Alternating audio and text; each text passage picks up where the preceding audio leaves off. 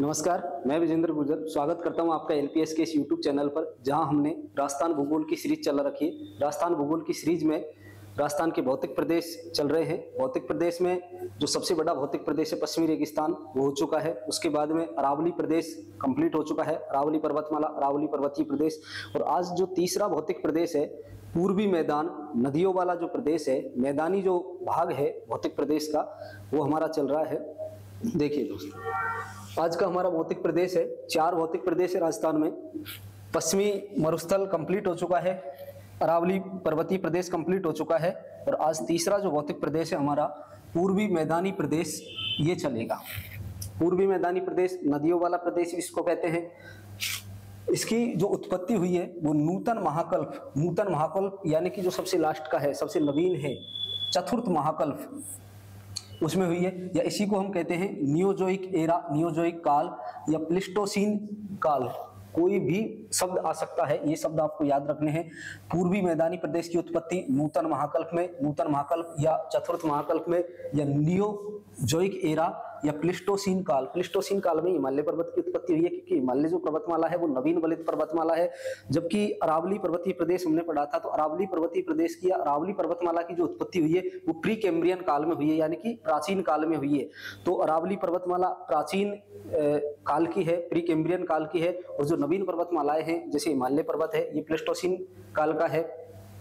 तो प्लेस्टोसीन काल में जो हिमालय पर्वत की उत्पत्ति हुई, उससे जो नदियां वहां से निकली, तो उन नदियों के द्वारा लाई गई मृदा, गंगा यमुना के द्वारा लाई गई मृदा से पूर्वी मैदानी प्रदेश की क्या हुई है, उत्पत्ति हुई है। लिख भी रखा है मैंने, गंगा यमुना द्वारा लाई गई मृदा से पूर्वी मैदानी प्रदेश की क्या हुई है, उत्पत्ति हुई है। उत्पत्ति के लिए चारों शब्द याद रखिएगा, नूतन महाकल्प या चतुर्थ महाकल्प या नियोजोइक एरा या प्लिस्टोसीन काल में इसकी उत्पत्ति हुई है। अरावली पर्वतीय प्रदेश की उत्पत्ति प्री कैम्ब्रियन काल में हुई है।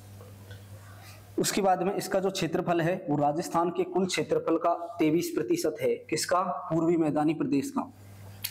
पश्चिमी मरुस्थलीय प्रदेश का जो क्षेत्रफल है वो सर्वाधिक है, 61.11%। पूर्वी मैदानी प्रदेश का जो क्षेत्रफल है वो राजस्थान के क्षेत्रफल का, राजस्थान के कुल क्षेत्रफल का 23% है। और जनसंख्या, राजस्थान के कुल जनसंख्या की 39% जनसंख्या पूर्वी मैदानी प्रदेश में निवास करती है। देखिए, पश्चिमी रेगिस्तान में जनसंख्या का प्रतिशत था लगभग 40%, और पूर्वी मैदानी प्रदेश में भी लगभग जनसंख्या तो इतनी है, 39% है, लेकिन यह क्षेत्रफल कम है, इसलिए यहाँ सर्वाधिक जनघनत्व होगा। क्योंकि क्षेत्र कम है, जनसंख्या ज्यादा है, तो जनघनत्व भी ज्यादा होगा। क्षेत्र अधिक है, जनसंख्या कम है, जनसंख्या लगभग उतनी है, लेकिन पश्चिमी मरुस्थल का क्षेत्रफल अधिक था, इसलिए वहां जनघनत्व कम था। तो यहाँ सर्वाधिक जनघनत्व, क्योंकि सर्वाधिक जनसंख्या निवास करती है। जनसंख्या उतनी है जितनी पश्चिमी रेगिस्तान में, लेकिन वहां क्षेत्रफल ज्यादा है, यहाँ क्षेत्रफल कम है, इसलिए यहाँ जनघनत्व अधिक है। उसके बाद में पूर्वी मैदानी प्रदेश का विस्तार। पूर्वी मैदानी प्रदेश का जो विस्तार है लगभग 10 जिलों में है। डूंगरपुर, बांसवाड़ा, जिसको माही बेसिन कहते हैं, क्योंकि यहाँ से माही नदी प्रभावित होती है, माही नदी निकलती है। धौलपुर, करौली, सवाई माधोपुर या चित्तौड़गढ़, इसको चम्बल बेसिन कहते हैं, क्योंकि चम्बल नदी यहाँ से प्रभावित होती है। चम्बल नदी जो मध्य प्रदेश से आती है, चित्तौड़गढ़ में, 84गढ़ चित्तौड़गढ़ में प्रवेश करती है। चित्तौड़गढ़ से कोटा, फिर बूंदी, सवाई माधोपुर, करौली, धौलपुर में 6 जिलों में प्रभावित होती है। एक बनास या बाणगंगा बेसिन है, ये क्षेत्र भी इसका पूर्वी मैदानी प्रदेश का भाग है, हिस्सा है। बनास बाणगंगा बेसिन का क्षेत्र कौन कौन सा है? जैसे बनास नदी है, बनास नदी कहाँ से आती है? राजमंद से आती है, खमनोर की पहाड़ी राजमंद से। तो भीलवाड़ा, टोंक, मालपुरा और जयपुर, भरतपुर का जो क्षेत्र है ये बाणगंगा का बेसिन है, बाणगंगा का प्रभावित क्षेत्र है, इसलिए बनास बाणगंगा का जो क्षेत्र होगा वो भीलवाड़ा, टोंक, मालपुरा, जयपुर, भरतपुर होगा।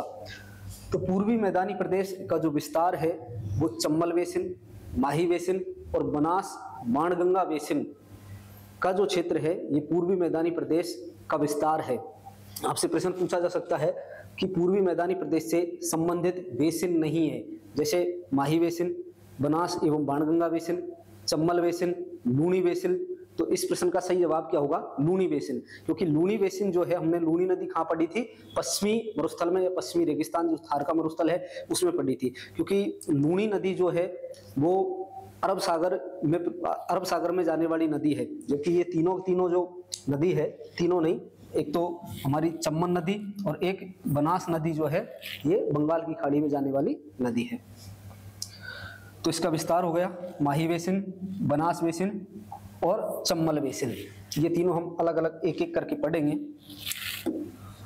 देखिए कुछ विशेषताएं हैं इसकी, जैसे हमने पश्चिमी मरुस्थल की भी विशेषताएं पढ़ी थी, अरावली की भी विशेषताएं पढ़ी थी। एक तो सर्वाधिक उपजाऊ प्रदेश है क्योंकि नदियों वाला प्रदेश है, नदियों के द्वारा लाई गई मृदा से इस प्रदेश का निर्माण हुआ है, गंगा यमुना के द्वारा लाई गई मृदा से इसका निर्माण हुआ है। तो ये उपजाऊ प्रदेश है क्योंकि नदियों द्वारा लाई गई मृदा के कारण इसका निर्माण हुआ है।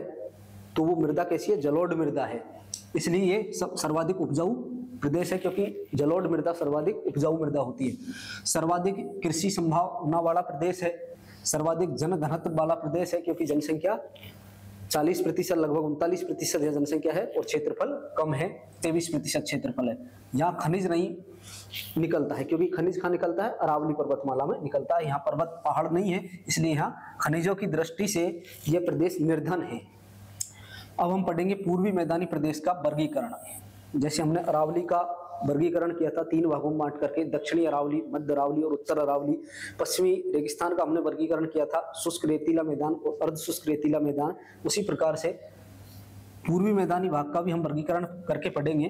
तो एक तो चम्बल बेसिन का जो क्षेत्र है, चम्बल बेसिन जो है वो इसमें आएगा।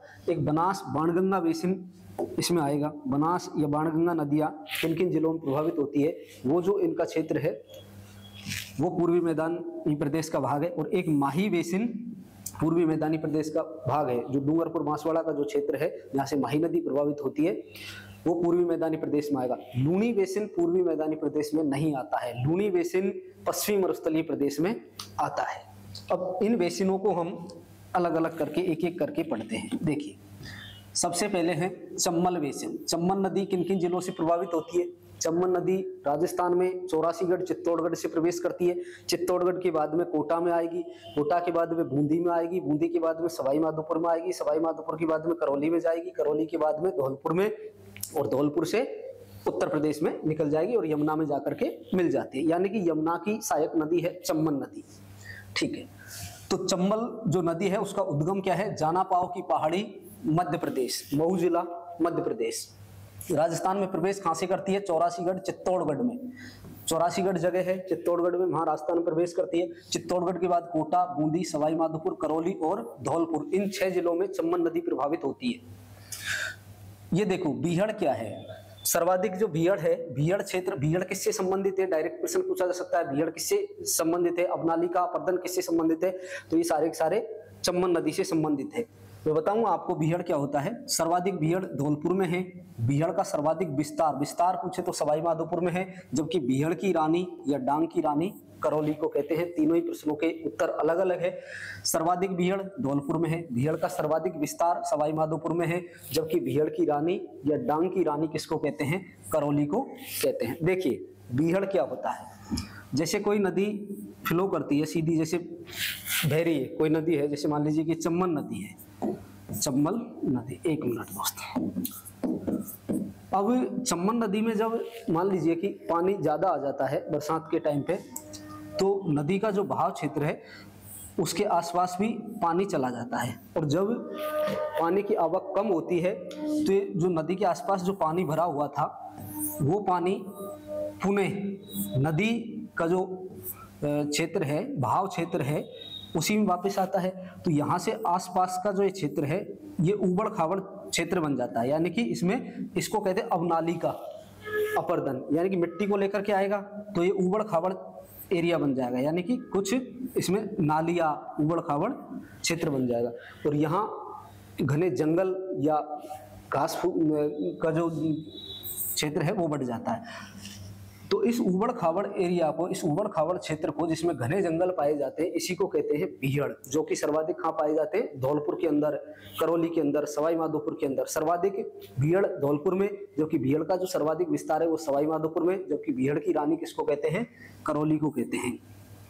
चम्बल नदी द्वारा अबनाली का अपर्दन। अबनाली का अपर्दन का मतलब होता है कि कोई नदी का जो बहाव क्षेत्र है उसमें पानी ज्यादा आएगा तो वो पानी नदी से थोड़ा दूर चला जाएगा, नदी के आसपास फैल जाएगा।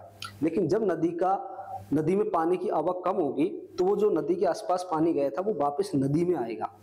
तो वो पानी जब आता है तो मिट्टी को भी साथ में लेकर आता है, मिट्टी का कटाव होता है, उसको हम कहते हैं अवनालिका।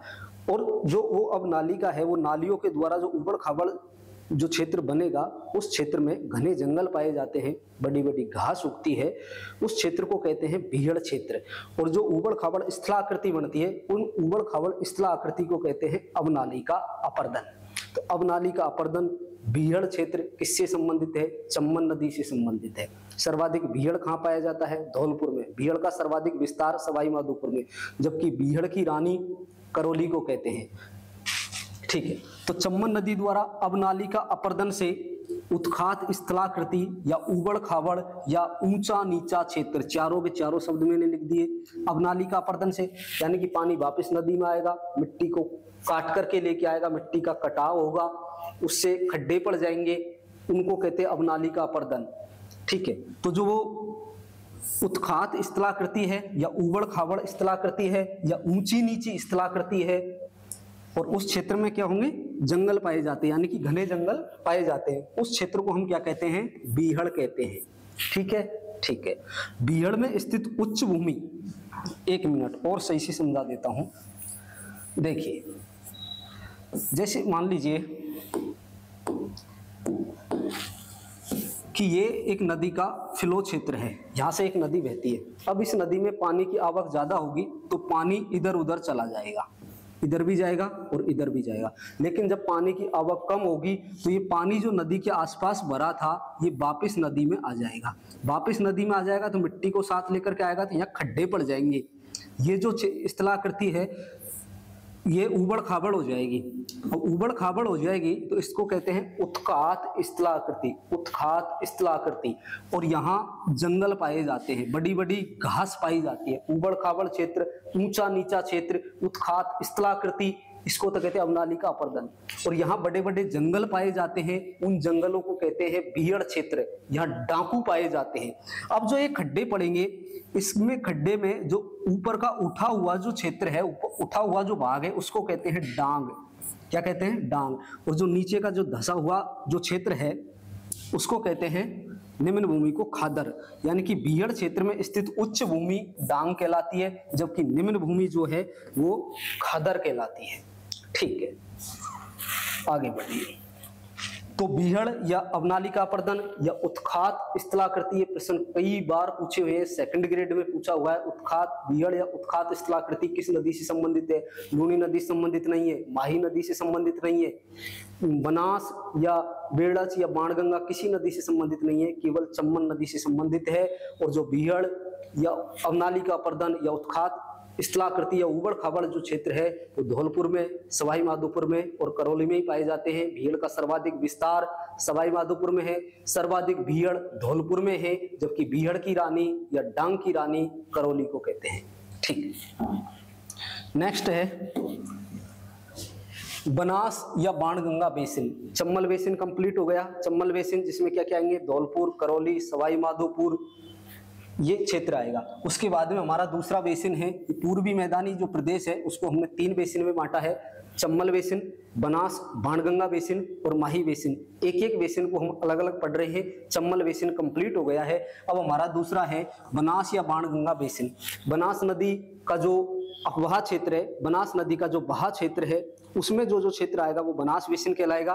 और बाणगंगा का जो अबहा क्षेत्र है, बाणगंगा का जो बहाव क्षेत्र है, उसमें जो जो क्षेत्र आएगा वो बाणगंगा बेसिन कहलाएगा। लेकिन दोनों को हम मिलाकर के पढ़ते हैं बनास बाणगंगा क्षेत्र।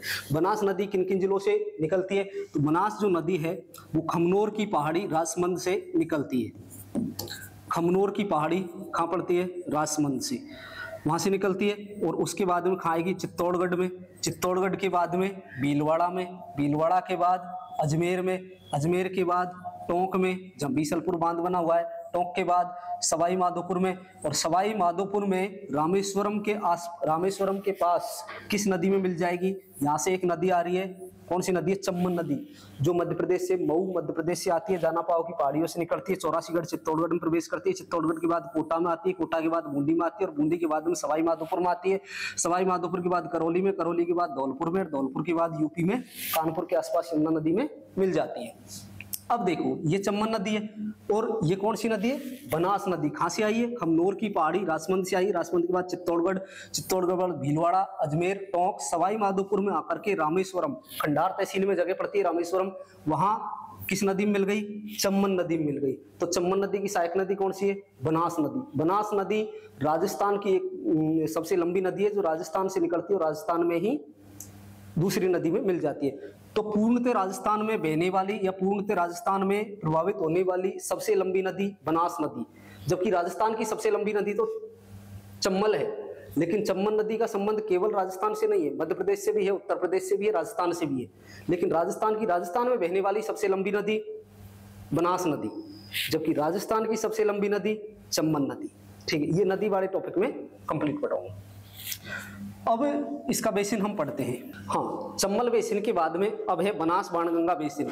तो बनास नदी जिन जिन क्षेत्र में प्रभावित होती है वो बनास बेसिन है, और बाणगंगा नदी जिन जिन क्षेत्र में प्रभावित होती है वो बाणगंगा बेसिन है, लेकिन दोनों को मिलाकर के पढ़ रहे हैं। देखिए बनास नदी में बता चुका हूं कहां से निकलती है। तो बनास नदी जो है खमनोर की पहाड़ी राजमंद से निकलती है, और राजमंद के बाद में चित्तौड़गढ़, चित्तौड़गढ़ के बाद में भीलवाड़ा, भीलवाड़ा के बाद अजमेर, टोंक, और सवाई माधोपुर में रामेश्वरम में जाकर के चम्बल नदी में मिल जाती है। खंडार तहसील में रामेश्वरम के पास में जाकर के चम्बल नदी में मिल जाती है।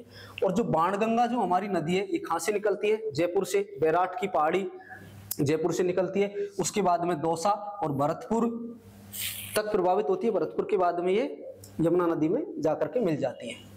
अब देखिए सबसे पहले हम लेते हैं बनास नदी को। बनास नदी यहाँ पर है राजमंद में, खमनोर की पहाड़ी, खमनोर पहाड़ी राजमंद से बनास नदी निकलती है, उसके बाद में चित्तौड़गढ़ होते हुए भीलवाड़ा की तरफ जाती है। ठीक है, भीलवाड़ा के बाद में अजमेर, अजमेर के बाद में टोंक, और सवाई माधोपुर के खंडार में रामेश्वरम में जाकर के ये चम्बल नदी आ रही है। यहाँ से चम्बल नदी जानापाव की पहाड़ी मऊ मध्य प्रदेश से आ रही है। चौरासीगढ़ में, चित्तौड़गढ़ में चम्बल नदी प्रवेश करती है, उसके बाद में कोटा, बूंदी और सवाई माधोपुर में यहाँ इसमें कौन सी नदी आकर के मिल गई? बनास नदी आकर के मिल जाती है। अब जो बनास बेसिन है, बनास बाणगंगा जो बेसिन है, इसमें कुछ मैदान है, क्योंकि हम पूर्वी मैदानी प्रदेश पढ़ रहे हैं। तो मैदान क्या है कि नदियों द्वारा लाई गई मृदा से बना जो क्षेत्र है उसको मैदान कहते हैं। तो यहाँ कौन कौन से मैदान है ये परीक्षा में पूछे जाते हैं। एक तो है पिंड माट का मैदान। तो पिंड माट का मैदान कहाँ पर है?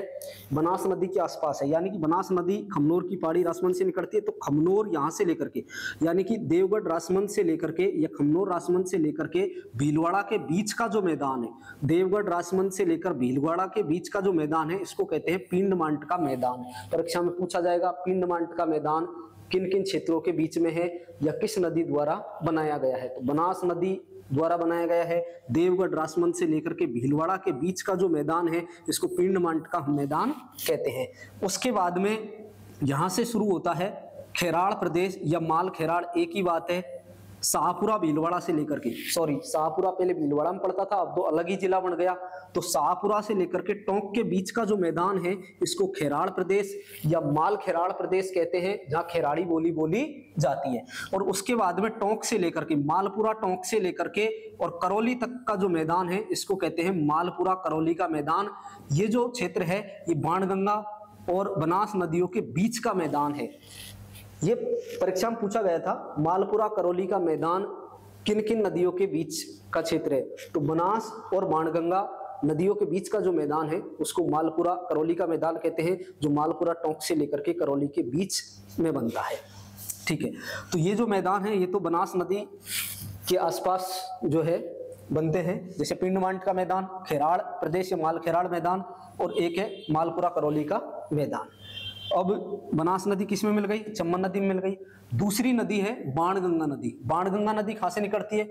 बैराट की पहाड़ी जयपुर से बाणगंगा निकलती है, और उसके बाद में दौसा होते हुए भरतपुर, और भरतपुर के बाद में यमुना नदी। देखिए ये यमुना नदी आ रही है, और यमुना नदी में ही मिल गई हमारी चम्बल नदी, और यमुना नदी में कौन सी नदी मिलती है? बाणगंगा नदी।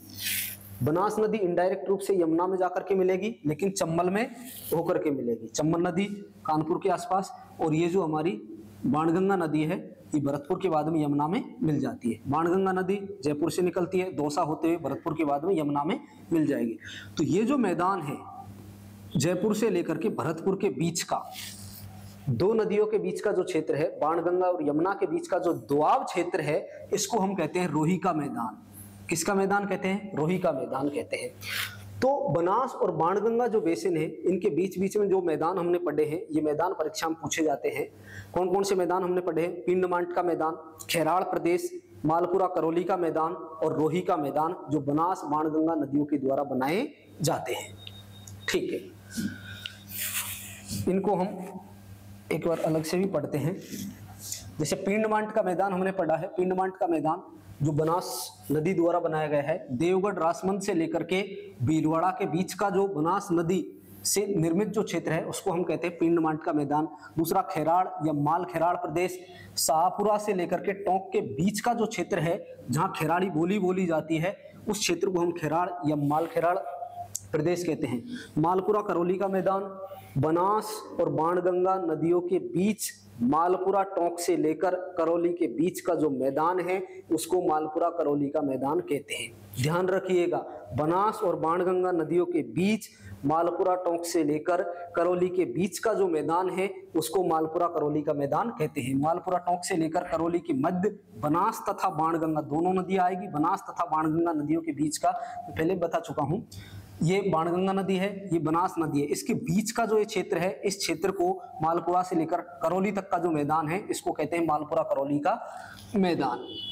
ठीक है, एक हमने रोही का मैदान, जो बाणगंगा नदी और यमुना नदी के बीच का जो मैदान है, उसको रोही का मैदान कहते हैं, जयपुर से लेकर के भरतपुर के बीच में है। तो बैराठ जयपुर से लेकर भरतपुर के बीच बाणगंगा और यमुना नदियों के बीच का जो क्षेत्र है, दो नदियों के बीच के क्षेत्र को दोआब कहते हैं। उस दोआब क्षेत्र को हम किसका मैदान कहते हैं? रोही का मैदान कहते हैं। उसके बाद में एक बेसिन हमारा बच गया, माही बेसिन। देखिए, माही बेसिन राजस्थान के दक्षिण में है, डूंगरपुर बांसवाड़ा का क्षेत्र इसमें आता है। देखिए, जैसे ये राजस्थान का दक्षिणी हिस्सा है, राजस्थान के सबसे दक्षिण में कौन सा जिला है? बांसवाड़ा। बांसवाड़ा बिल्कुल दक्षिण में है, गुजरात की सीमा लगती है। बांसवाड़ा के थोड़ा ऊपर इधर पश्चिमी भाग में है डूंगरपुर जिला, और बांसवाड़ा के ऊपर पूर्वी भाग में है प्रतापगढ़ जिला। ये तीनों जिलों का जो क्षेत्र है वो माही बेसिन कहलाता है। माही बेसिन में कौन कौन से जिले आते हैं? बांसवाड़ा आता है, डूंगरपुर आता है और प्रतापगढ़ आता है। सबसे पहले तो माही बेसिन में कितने जिले आते हैं? बांसवाड़ा, डूंगरपुर और प्रतापगढ़ का जो क्षेत्र है वो माही बेसिन कहलाता है। देखो, माही नदी कहां से आती है? माही नदी भी चंबल नदी की तरह मध्य प्रदेश से आती है। धार जिला है, वहां मेहत झील है, तो मेहत झील जो है वो माही नदी का उद्गम स्थल है। तो मेहत झील से माही नदी निकलती है और राजस्थान में कहां प्रवेश करती है? बांसवाड़ा जिले में प्रवेश करती है। बांसवाड़ा के बाद में डूंगरपुर होते हुए ये वापस चली जाती है, यानी कि कर्क रेखा को दो बार काट रही है। देखो, ये जो डॉट डॉट डॉट कर रखे हैं, ये कर्क रेखा है। कर्क रेखा राजस्थान के दो जिलों से निकलती है, डूंगरपुर को टच करती हुई बांसवाड़ा के बीचों बीच से। कर्क रेखा को दो बार काटने वाली कौन सी नदी है? माही नदी है। ठीक है, तो राजस्थान में प्रवेश कहाँ करती है? बांसवाड़ा में। बांसवाड़ा और डूंगरपुर में प्रभावित होती है माही नदी। तो ये जो क्षेत्र है, ये जो बेसिन है, ये माही बेसिन कहलाएगा। बांसवाड़ा और डूंगरपुर और प्रतापगढ़ का जो क्षेत्र है। अब यहाँ कुछ शब्दावली है, जैसे कांठल का मैदान। कांठल का मैदान पड़ता है टोटली प्रतापगढ़ के अंदर। कांठल का मैदान प्रतापगढ़ बांसवाड़ा में नहीं पड़ता है, केवल प्रतापगढ़ में पड़ता है। प्रतापगढ़ का जो दक्षिणी हिस्सा है, जहां से उस दक्षिणी हिस्से को टच करती हुई निकलती है माही नदी, तो माही नदी के कंठों के आसपास का जो क्षेत्र है, प्रतापगढ़ का बिल्कुल दक्षिणी जो हिस्सा है, उसको कहते हैं कांठल का मैदान। और कांठल का मैदान दूसरा है छप्पन का मैदान। छप्पन का मैदान जो है प्रतापगढ़ और बांसवाड़ा के बीच में है। ध्यान रखिएगा, कंफ्यूज नहीं होना है। छप्पन का मैदान डूंगरपुर बांसवाड़ा के बीच नहीं है, छप्पन का मैदान प्रतापगढ़ और बांसवाड़ा दोनों में है। प्रतापगढ़ और बांसवाड़ा दोनों में है छप्पन का मैदान, जबकि कांठल का मैदान प्रतापगढ़ में ही है। ठीक है, छप्पन का मैदान प्रतापगढ़ और बांसवाड़ा में है, दोनों में। अच्छा, मैंने एक और पढ़ाया था आपको, छप्पन की पहाड़ियां। छप्पन की पहाड़ियां तो पश्चिमी मरुस्थलीय प्रदेश में आएगी, या जो पश्चिमी रेगिस्तान है उसमें आएगी। बाड़मेर जिले के अंदर पड़ती है छप्पन की पहाड़ियां। सॉरी, अब बाड़मेर में नहीं पड़ेगी। छप्पन की पहाड़ियां अब बालोतरा में पड़ेगी। बालोतरा नया जिला बन गया, पहले बाड़मेर में ही था बालोतरा। तो 56 की जो पहाड़ियां है वो सिवाना से लेकर के बालोतरा के बीच जो 56 छोटी छोटी जो पहाड़ियां है या 56 पहाड़ियों का जो समूह है बालोतरा के अंदर, वो तो है 56 की पहाड़ियां जो बालोतरा जिले में पड़ेगी, पहले बाड़मेर जिले में पड़ती थी। तो सिवाना से लेकर के बालोतरा के बीच में 56 पहाड़ियों का जो समूह है वो 56 की पहाड़ियां कहलाती है। जबकि 56 का मैदान राजस्थान की दक्षिणी भाग में है, प्रतापगढ़ और बांसवाड़ा दोनों में है। ये क्या है 56 का मैदान? ये 56 नदी नालों का समूह है, जबकि 56 की पहाड़ियां 56 पहाड़ियों का समूह है। 56 का मैदान 56 नदी नालों का समूह है, प्रतापगढ़ बांसवाड़ा के बीच में है। ठीक है, तो कांठल का मैदान प्रतापगढ़ में, 56 का मैदान प्रतापगढ़ और बांसवाड़ा में। एक और है बागड़ प्रदेश। बागड़ प्रदेश जो है वो डूंगरपुर और बांसवाड़ा के बीच का क्षेत्र है। फिर कंफ्यूजन होगा, 56 का मैदान प्रतापगढ़ बांसवाड़ा के बीच, बागड़ प्रदेश डूंगरपुर बांसवाड़ा के बीच, और कांठल का मैदान केवल प्रतापगढ़ में आएगा। तो बागड़ एक तो है बांगड़, मैं लिख रहा हूं वापस, बांगड़, और एक है बागड़। अब बांगड़ जो है जिसमें बिंदी लग रही है, ये तो उत्तरी राजस्थान में है। शेखावाटी जो का जो क्षेत्र है, सीकर झुंझुनू चूरू का जो क्षेत्र है उसको कहते हैं बांगड़। ठीक है, बांगड़ या बागर। और एक है बागड़, यहाँ बिंदी नहीं है तो ये नीचे, देखो बिंदी कहाँ लगाती है महिलाएं? ऊपर। तो बांगड़ जो है वो उत्तरी राजस्थान में ऊपर का जो क्षेत्र है उसको बांगड़ कहते हैं। जबकि बागड़ जो है बिना बिंदी का जो क्षेत्र है वो डूंगरपुर और बांसवाड़ा का क्षेत्र है, इसको बागड़ प्रदेश हम कहते हैं। ठीक है, यह मैंने लिख भी दिया है। 56 का मैदान माही नदी के किनारे प्रतापगढ़ और बांसवाड़ा के बीच 56 गांवों या 56 नदी नालों का जो समूह है उसको 56 का मैदान कहते हैं। 56 की पहाड़ियां बालोतरा और सिवाना के बीच में है। कांठल का मैदान केवल प्रतापगढ़ में है। प्रतापगढ़ में स्थित माही नदी का तटवर्ती जो मैदान है इसको कांठल का मैदान कहते हैं। बागड़ प्रदेश बांसवाड़ा और डूंगरपुर के बीच या बांसवाड़ा डूंगरपुर में स्थित माही नदी द्वारा विखंडित पहाड़ी जो क्षेत्र है उसको बागड़ प्रदेश कहते हैं। तो ये था हमारा माही बेसिन। अब देखिए पूर्वी मैदानी प्रदेश में हमने 3 बेसिन पढ़े हैं, चम्बल बेसिन, बनास बाणगंगा बेसिन और माही बेसिन। तो ये जो 3 बेसिन है, नदियों का जो बेसिन है, उनके द्वारा मैदान बनते हैं, इसलिए इसको हम पूर्वी मैदानी प्रदेश में इसका अध्ययन करते हैं। राजस्थान को 4 भौतिक प्रदेशों में बांटा है भौगोलिक दृष्टि से। पश्चिमी मरुस्थलीय प्रदेश जिसका अध्ययन हम कर चुके हैं, अरावली पर्वतीय प्रदेश जिसका अध्ययन हम कर चुके हैं, तीसरा है हमारा पूर्वी मैदानी प्रदेश जिसका अध्ययन हम कर चुके हैं। कल चौथे और अंतिम भौतिक प्रदेश जो हाडोती का पठार है उसका अध्ययन हम करेंगे। Okay, thank you so much.